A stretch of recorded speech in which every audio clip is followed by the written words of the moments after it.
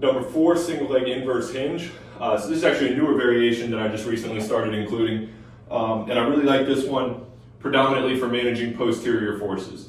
And as we know in the sport performance world, big engines also require big brakes. And when we think about that on a more literal scale, posterior stability produces anterior power. So for this exercise, this is one where we can really work some good rate of force development and some fast hinging action with an abrupt stop at the top to challenge, again, posterior stability here. So this one I would say is a little bit more on the intermediate or advanced side and does not necessarily need to be loaded heavy in order to be effective. But with this, what we're going to look at here is setting up as if we're getting ready to do an RDL. So hinge principles applied, and I'm going to start with a long arm. You notice that the right leg is the stance leg, the left arm is the working arm here. So from this, we're going to come from a dead stop into a sharp hinge, and then again an abrupt stop up at the top.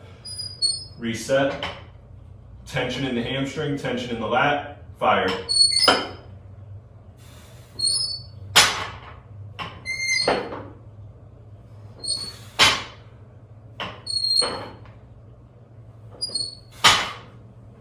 You notice on this one as well, in that top position, I'm finishing with a little bit of bend or a little bit of an angle at my torso, just a byproduct of the landmine that I think for most exercises is actually favorable. So if we finish with a little bit of a lean, that's perfectly fine. We just want to make sure we're not finishing with an arch in the low back.